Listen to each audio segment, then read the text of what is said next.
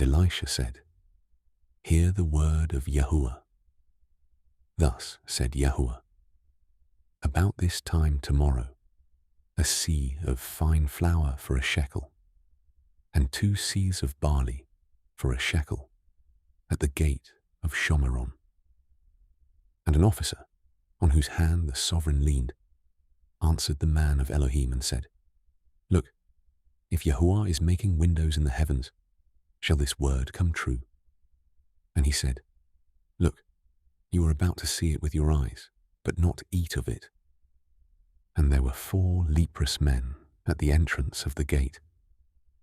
And they said to each other, "Why are we sitting here until we are dead? If we shall say, 'Let us go into the city,' the scarcity of food is in the city, and we shall die there. And if we sit here, we shall die. And now, come, let us surrender to the army of the Arameans. If they keep us alive, we live. And if they kill us, we shall die." So at twilight they rose up to go to the camp of the Arameans. And when they had come to the outskirts of the Aramean camp, look, no one was there. For Yahuwah had caused the army of the Arameans to hear the noise of chariots and the noise of horses, the noise of a great army. And they said to each other, "Look, the sovereign of Israel has hired against us the sovereigns of the Hittites and the sovereigns of the Mitzrians to come against us." So they rose up and fled at twilight, and left the camp as it is, their tents and their horses and their donkeys, and they fled for their lives. And when these lepers came to the outskirts of the camp, they went into one tent and ate and drank, and took from there silver and gold and garments, and went and hid them. And they came back and went into another tent and took from there and went and hid it. Then they said to each other, "We are not doing right. This day is a day of good news, and we are keeping silent. And if we wait until morning light, then evil shall come upon us. And now, come, let us go and inform the house of the sovereign." And they came and called to the gatekeepers of the city and informed them, saying, "We went to the camp of Oram, and look, there is not a man or a voice of man, only horses tied and donkeys tied, and the tents as they were." And the gatekeepers called, and they informed the house of the sovereign inside. So the sovereign rose up in the night and said to his servants, "Let me now inform you what the Arameans have done to us.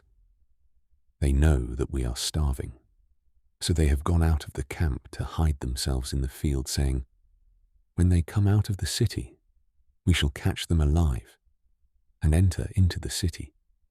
And one of his servants answered and said, 'Please, let some take 5 of the horses that are left in the city. Look, they are like the entire crowd of Israel that are left in it. Look, they are like the entire crowd of Israel left from those who are consumed. So let us send and see.'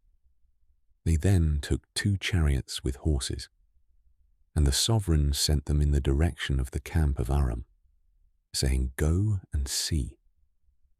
And they went after them to the Yarden. And look, all the way was littered with garments and weapons, which the Arameans had thrown away in their haste. And the messengers returned and reported to the sovereign. Then the people went out and plundered the camp of Aram. So a seah of fine flour was for a shekel, and 2 seahs of barley for a shekel, according to the word of Yahuwah. And the sovereign had appointed the officer, on whose hand he leaned to be in charge of the gate. But the people trampled him in the gate, and he died, as the man of Elohim had said, who spoke when the sovereign came down to him. And it came to be, as the man of Elohim had spoken to the sovereign, saying, 2 seahs of barley for a shekel, and a seah of fine flour for a shekel, at this time tomorrow in the gate of Shomeron. That officer answered the man of Elohim and said, Now look, if Yahuwah is making windows in the heavens, is it according to this word?